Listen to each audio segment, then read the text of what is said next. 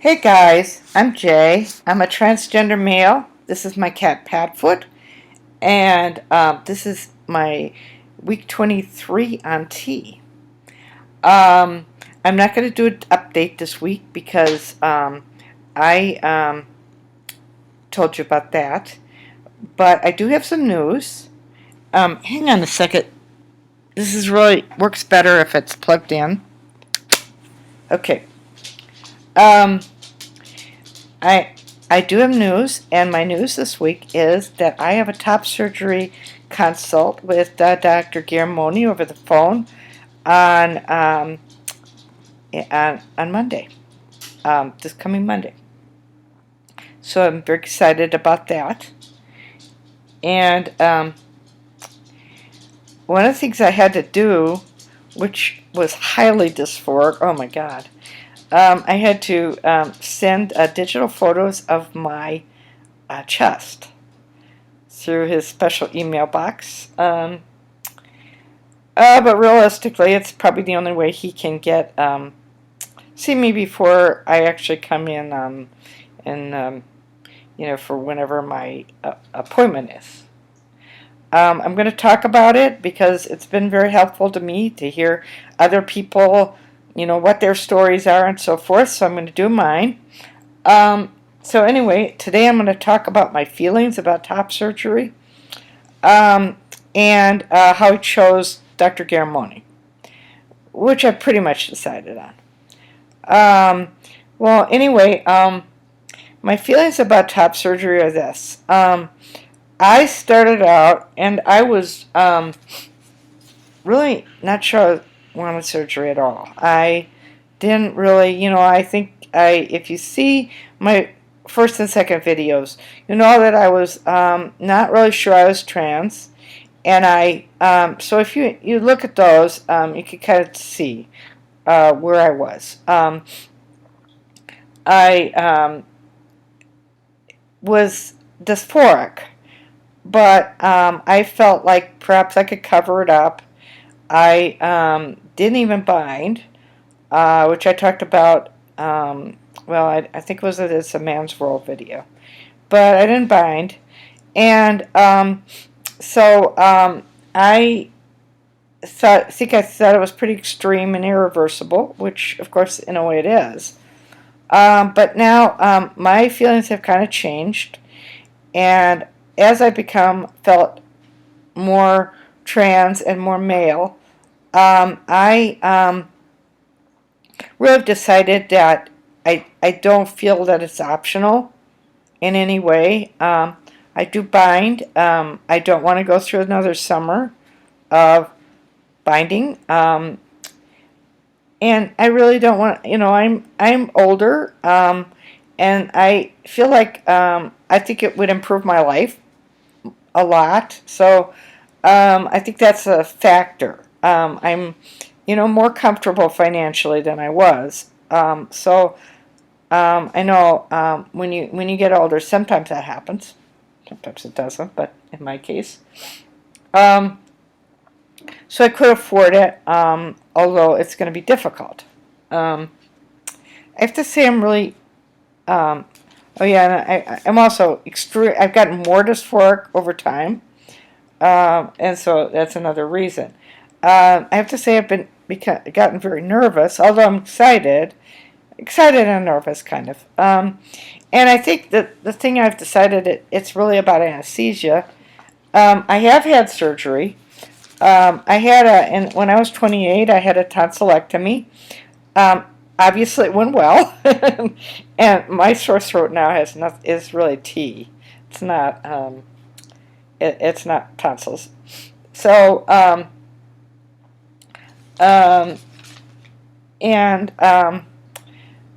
I obviously I did okay, and even though the painkiller I had was Tylenol. No kidding. It was actually Tylenol. That's it. Not Tylenol extra restrictor. Anything. Just Tylenol. Anyway, so why did I? So I'm sure I can get through the binding and everything. Although it's kind of apples to oranges kind of thing, but still. I think I'm not as pain. I don't know. I think I can handle that. But anyway, there's a local surgeon here. Now, how I chose Dr. Garramone. There's a local surgeon. A lot of guys go to him. So I've heard he's really a super nice guy. He actually does scholarships, which I think is amazing. However, I don't really think he's done that many DIs, which is what I'm going to need. I don't think there's any way that I would qualify at all for the Perry. So I think he's not done too many of them. I know one person that's going to him for one, and then I know somebody that had one, I think. From what I've seen, even the Perrys are somewhat uneven, although that may be a feature of Tate Perry in some ways. And I'm not going to badmouth him because I really think it's more he hasn't had the experience, and that over time he can get experience. It's just, anyway, I really want a surgeon who, Dr. Garramone really almost, from what I've looked into, almost never does revisions. I saw one person, I could find one person on YouTube that had a revision. I mean, there are probably more, but so the idea of not having, just having it and then being done, I think that's awesome.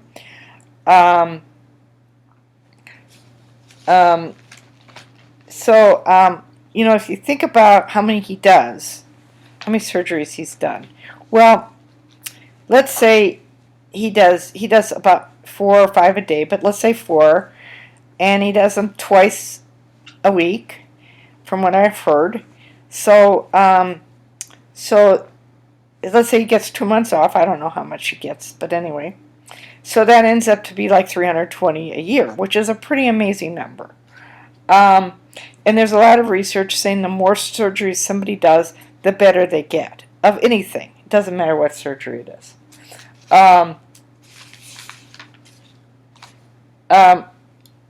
Also, I think he gets consistently really good results with the kind of chest I have, the size and all that. I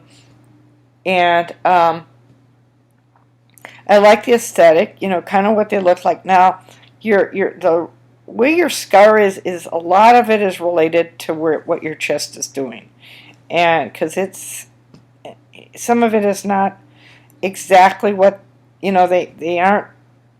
They kind of have to do it a certain way.